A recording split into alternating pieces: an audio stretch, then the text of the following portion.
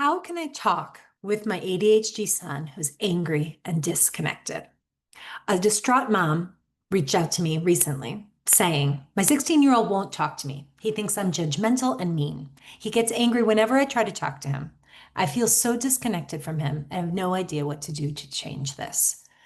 How can I talk with my son who has ADHD, who's so angry and disconnected?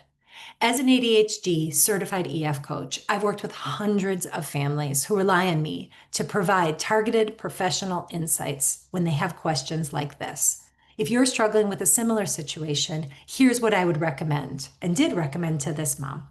So, one thing that's important to know about ADHD is how often those with ADHD receive negative feedback. So, there's a very famous ADHD researcher named Dr. Russell Barkley, who has researched ADHD for many, many years. And one of the often cited statistics he comes up with is that by the age of 12, a child with ADHD has received 20,000 more negative or corrective messages than a neurotypical teen.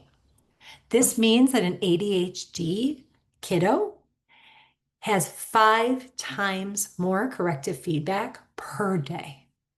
So, what I often talk with parents about is if your teenager is feeling judged, it's likely coming at him, not just from you, but from all sides. Here are 3 steps that I would recommend. First, flip that ratio. Give more positive or even neutral feedback. If you know that 5 times more corrective feedback is coming to your kid, be the voice, not for fake, you're doing so great messages, but more messages like, I like hearing you take that on. Wow, thanks for letting me know about that. It's not easy with teens, I get it, but be very conscious about flipping that ratio. That's number one. Number two, I'd explain that ratio. It may be, and I often have seen, that teenagers are quite sensitive about what we call rejection sensitivity. So if you're seeing that your teen is already having their guards up, their armor is on, then talk to him about this research. Say, this isn't just because you're thin skinned. This isn't just because you're sensitive. I recognize and understand that you may be getting this from all angles, and I'm the last person that would want you to feel like when I'm talking to you, you're feeling judged. That's not what I'm here for.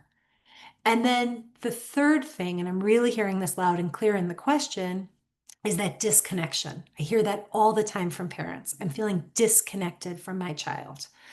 And part of the reason for that is we're so busy trying to manage the lives of our kids with ADHD that things get lost. So my recommendation is to shift from the manager to the ally. What does that mean? We know what the manager feels like. It's being the kid's secretary. Do your homework, get your shoes, do you have your backpack, time to leave. And instead of that judgment, it's neutral, right? We're telling them, but they may hear it as, I can't do this on my own. So instead, as we're walking into that allyship, it may sound something like, tell me about the game you're playing. And what was the most useful thing or successful thing you did this morning? Or even catching them being good. I really liked how you set out your outfit the night before. That's it, right? And then we just zip it.